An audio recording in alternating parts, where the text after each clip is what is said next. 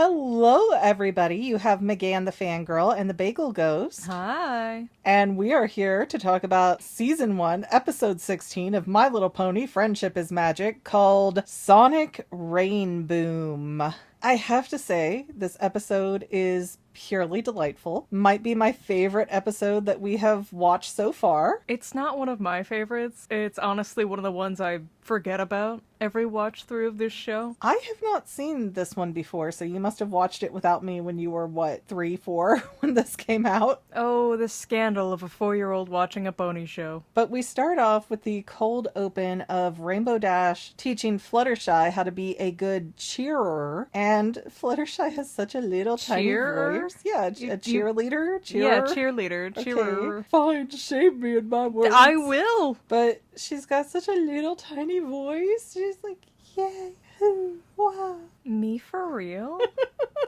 That's true. You did do cheer and you did not fare well. Most of the time you just covered your ears and looked like you were about to cry. I'm autistic. I can't help it. And then you signed me up for more years of cheer. Well, you said you liked it. And then you're like, well, I just like the cheer part. I don't like the football game part. So I thought, oh, okay, you'll get along with competitive cheer. And you liked it in the actual like practice arena. But once you got into the competition days, you were like, oh my gosh, everyone's screaming. And they do encourage you to scream just for the sake of screaming. And I mean the people in the audience, not even the kids. It's ridiculous. Adults are so weird about sports. They really are, to a level that I don't get it. I just wanted you guys to have fun and be happy and not sit on your butt all the time. But anyway, ponies. Ponies, yeah. So Rainbow Dash tries to do a Sonic Rainboom and it fails, and it looks kind of painful to create because you see all the air and stuff hitting her in the face. She almost breaks, I want to say, the sound barrier with the Sonic Rainboom,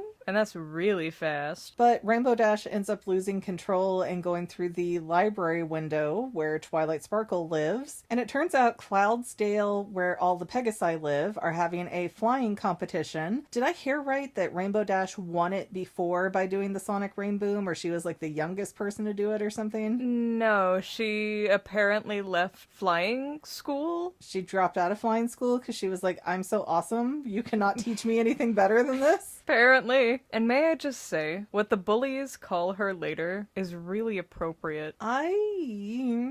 I don't, you know what, we'll get to that in a minute. So, okay, I wrote it right here in my note that Rainbow Dash is the only pony to ever do a Sonic Rainboom. So she must be fairly talented, right? At least a little. And there's some kind of weird thing where no ponies but Pegasi can go to Cloudsdale. It's because it's on clouds. That's the Pegasus magic, is that they get to walk on clouds. By the way, if you hear all the jingling in the world in the background, that's Adora deciding, I need to flick my head and shake and dance through the couch. And then she looks at you like she's about to cry.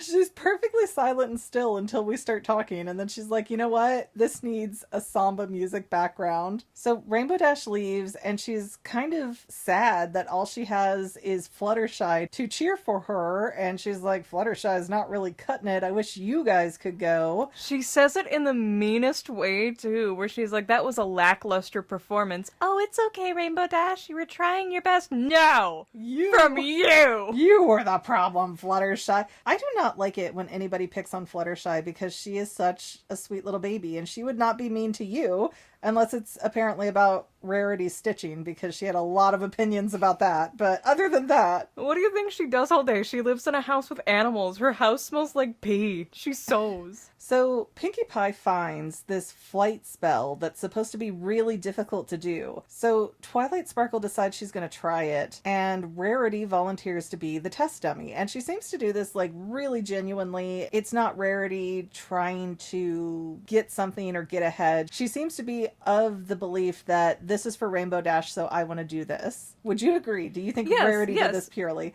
Although, go ahead, sorry. Rarity is generous, and we see that all throughout the show because it's her element, but she is so aggressively supportive, it's great. Although, right before she volunteers to be the test dummy for this spell, she hip checks Twilight, like, across the room. Unicorn hips be powerful, yo. No, she poked her hip with her horn because it made the little blink sound. I swear she just like, boom, hip checked. She brought up stage fright. She's like, oh, I know when confidence has stage fright behind it, or what, however she said it. I'm having a stroke, guys. I know, it's late in the day and it's really hot all of a sudden in Ohio, which has been atypical so far this spring, so... Do you guys smell toast? But the spell gets put on Rarity, and this weird little ball comes out in the middle. I assume that was supposed to be there. It was It's odd. like a cocoon? Yeah, well, the cocoon hit Rarity, and then this little orb came out, like a darker blue orb came out of Twilight's horn, almost like something was going wrong. But I don't think it did, because, oh my gosh, Rarity became a flutter pony!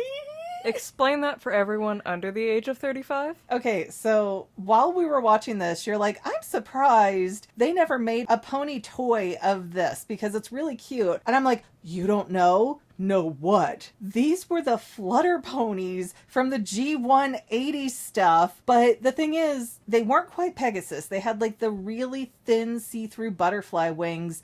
They were beautiful. And they had a little button in their back where you could push it and the wings would actually flap, and it was so cute and pretty. And I had one. I had the purple one, whatever her name was. The thing is, though, the wings were really thin plastic and they were removable. So every kid either pulled them out and lost them, or they got broken because they were such thin plastic. And then Twilight warns her that they're delicate wings. And they are! I mean, that's the truth! That made me as excited as when they did the Barbie movie preview and Barbie was wearing those nasty 3-year-old fancy shoes, you know, like the pink fur high heels that you give a toddler. Like, that made me so excited. And the Flutter Pony, I was losing it. And it's on Rarity, who is my favorite pony, and that's the best. You're having a minute there? I am having a minute. I didn't realize that they did an episode with these, and that makes me so happy. You go, girl. Have your tism. I mean, I bought one of the Flutter Ponies from G1 at a swap meet not too long ago, and I think I had to pay like $50 because she still had her original wings. I paid a ludicrous amount of money for that thing. But we cut back over, we're up in Cloudsdale, Rainbow Dash is there with Fluttershy, and her confidence is falling apart. I've never seen Rainbow Dash act like this. She's just, I can't do it, I'm gonna have a panic attack. I love this episode because of how quickly it humbles Rainbow Dash. I have mixed opinions on that, but we have the balloon from the intro come up to Cloudsdale, and the other ponies are like, yeah, we made it to where we can walk on clouds, so we could come cheer you on, Rainbow Dash. Snaps for us. But Rarity got these wings, and everybody up in Cloudsdale's like, oh, purdy. I've never been catcalled this high up before. Yeah. Rarity passed by this cloud of male construction worker Pegasi. Oh. And they do start catcalling her. For the love of Celestia, why is every boy in the MLP universe so ugly? They have the worst palettes and the worst haircuts and the worst... brown on brown on brown. It's there's nothing. They look like normal horses. That's not what the magic of friendship's supposed to be. Realism is not how you keep your friendships. I think they're just trying to differentiate the boys from the girls a little bit better, even though they're shaped way different. Yeah, they are shaped different. The funny thing is, in the G1 pony toys, the males were all brightly colored too, so it's kind of strange in a way that they are normal looking horse colors. But again, remember, this was designed for preschoolers. That's who they're trying to differentiate for, so they're gonna do it a little too on the nose. They're just so gross looking. Like, they don't even sound like the late teens, early 20s that they are. These 3 particular construction worker Pegasi, they have like a dumbbell, basketballs, and some other sport thing. I don't know, hockey pucks, something on their rumps. Their flanks aren't blank. And they're all sports stuff. And they make fun of Rainbow Dash, and they call her Rainbow Crash. Fair. It's fair, and it works because it rhymes with her name, but... And she crashes a lot. But that's what Spike already dubbed her in the Zecora episode, so... It works. It works. So did Spike spread that hatred and it caught up in Cloudsdale? Or does everybody just call her Rainbow Crash? I think Spike and those 3 stallions were about the same age when they thought that nickname up, so... So you think it's just coincidental? Yeah, and I also think that she crashes into everything and should not be allowed to flap her wings at all. She crashed through Rarity's boutique and was like, Yeah. Same thing when she went through Twilight's window earlier in this episode, messed up the books. She didn't offer to help. She just chastised Fluttershy and left. I hate Rainbow Dash. But Rainbow Dash, now that her friends are up in Cloudsdale, she decides she's going to take them on a tour to all the different Cloudsdale factories. And they make snowflakes and rainbows and clouds, surprisingly. So are Pegasus responsible for all weather, and Yes. that's just their whole thing? Yes. Okay. I feel like they did not touch on this at all in the new My Little Pony movie, like My Little Pony: A New Generation. That's because Gen 5 sucks. Boo. Sunny Star Scout is just trying to be Scootaloo, but worse. She's so cute. She's not. She's funny. Izzy's so funny. I love Gen 5 too. Izzy's the only one that's even a little cute. The rest of them are just bargain binned. Anyways, Rarity is generating a fan club as she goes through Cloudsdale, especially when she puts her wings in the sunlight and they just sparkle and turn into stained glass on everyone. I love her so much in this episode. And she has like the best little gas laugh over it. It's just like in real life. Well, they start going, oh, you should compete in the flyer contest, Rarity. And she goes, you're right, I should compete. And Rainbow Dash is over there having a panic attack. Good. Like, in a ball, like, Good. Just like in real life. Everyone worships the pretty people. But it is weird because for how last minute Rarity enters the show, she's got a really high number, like 3 or 4 out of 15. It seems like they also didn't coordinate this well or at all. Rarity has the only private dressing room, and Rainbow Dash is out there with the gin pop of contestants, and she's freaking out because she's number 2, and she just keeps switching numbers with other people until she's number 15. And then the Pegasus running it, does she have a name? Do you know? She's really cute though. She's kind of reminds me of the secretary in Ghostbusters, you know, the receptionist. Yeah, she looks like every 80s mom with the perm. Yeah, she's got like the orange perm and she's got kind of the accent. I like her. I don't know who she is, but I like her. Says every stalker ever. But we get to where Rarity keeps going, hold on, I need another minute to get beautiful. And Rainbow Dash keeps switching her number. And now there's nobody else to go except those two. And the receptionist lady running it is like, we only have room for one more act. So you're both going to have to go out at the same time if you want to do this. Like, who hired you? It does seem really weird that they were taking entries minutes before the tournament started. And yet they're like, oh, we're on a tight time crunch here. So we can't even get through all the performances. That's why you sign up in advance and you give people time limits and you don't let people do 15 barrel rolls in 20 minutes. Like, it's not good for your time if you have something. And Princess Celestia is there too. She's the judge, or she's just observing? I don't know. She likes this stuff. She likes sports and theater, and that's what she likes. And Rarity, when she finally comes out of her private dressing room, is in the worst possible outfit she's ever worn, ever. Looks like a Vegas showgirl.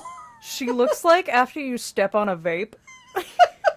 She reminds me of the girls with the big feather boa hats and, you know, like no clothes. Oh, like pimps? Like the Vegas showgirls. But Rainbow Dash and Rarity do go out together. They are doing extremely contradictory movements that do not complement each other at all. And Rarity decides, I'm going up to the sun, and behold, it is I, Rarity!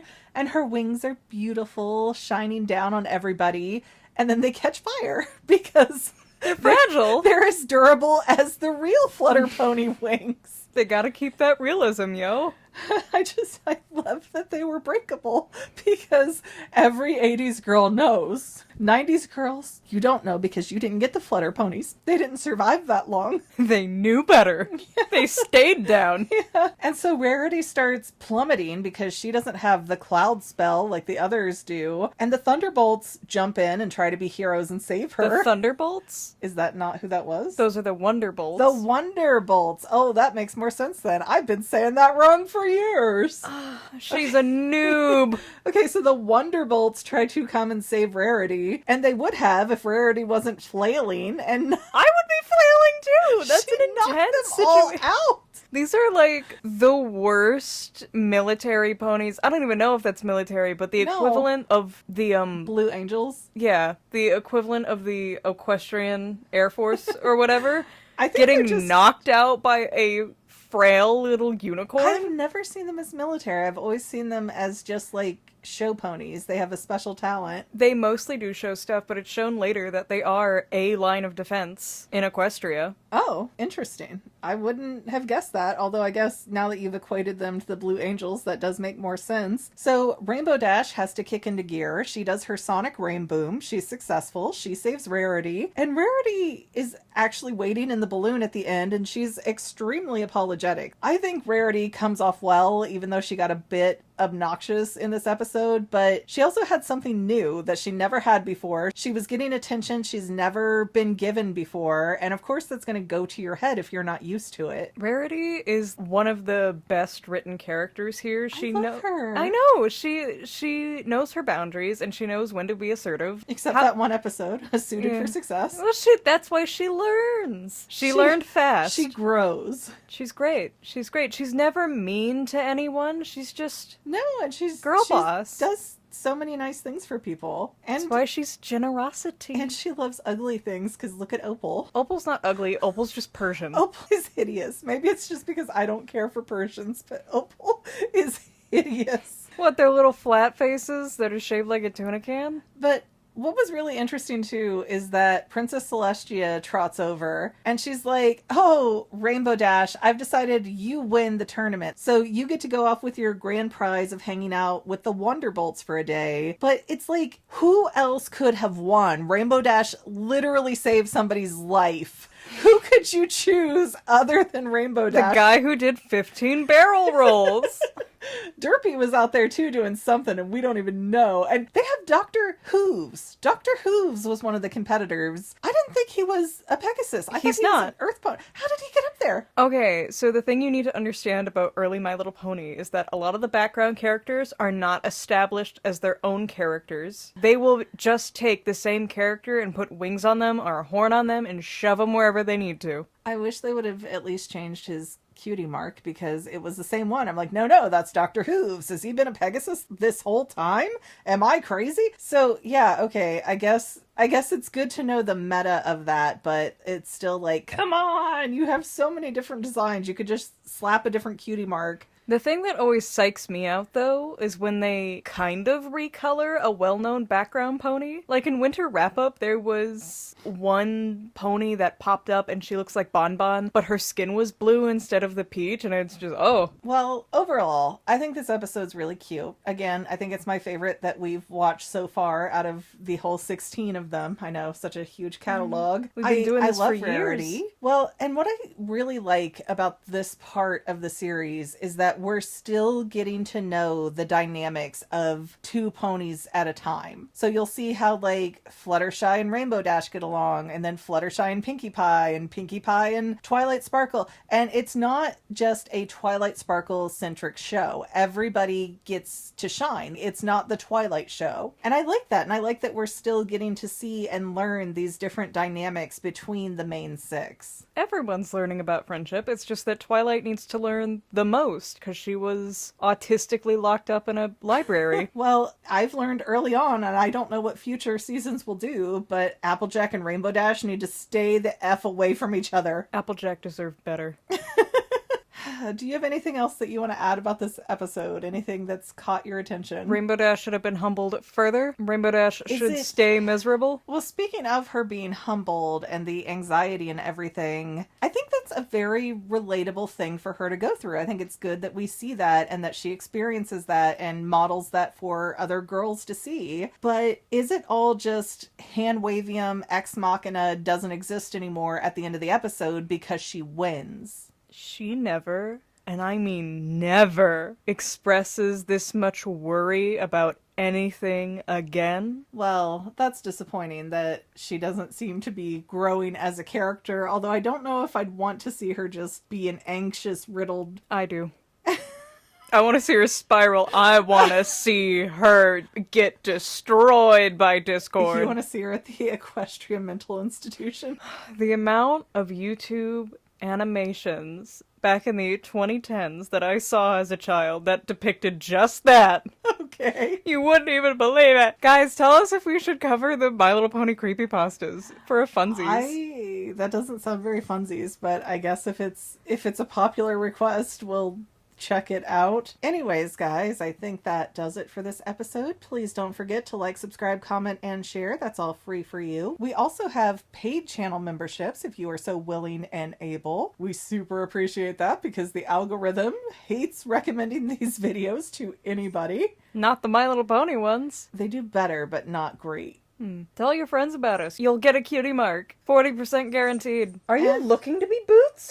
If you can hear Adora jingling in the background, she really wants attention over there. So we're gonna go pet the cat, and we'll see you guys next time. Bye. Bye. And to any of my members here on YouTube, a huge bottom of my heart thank you for all of your help and support. If you would like to become a paid channel member, there is a link in the description below. Thanks again, guys. Love you. Well, family members, we're almost done, but I want to invite you to hang out with me in some other places. I'm on Twitter and Instagram as my own personal self, and I have a Facebook page too, but I mostly just post photos over there. And sometimes people say, "Hey, McGann, I want to mail you something." How do I do that? Easy. Just click the About tab on my channel page, and my most current P.O. Box info will be right there. I also run another channel, The Family. It's really a hodgepodge channel where we might post anything. Oh yeah, and I also sell shirts and stickers and stuff with the Family and the Fangirl logos. If that is your cup of tea, I have a link in every description of every video. Finally, if you want to help out the Fangirl channel and make sure I'm putting out video essays for years to come, the best way you can help is by subscribing and watching more of my videos, whether they're new, old, whatever. Maybe even share one or two on social media, help spread the word. People who watch to the end of videos, like you, helps to tell the site, hey, this is a good video, we should recommend it to other people. So if you made it this far, leave me a comment of something like, hey, I made it to the end. Love ya.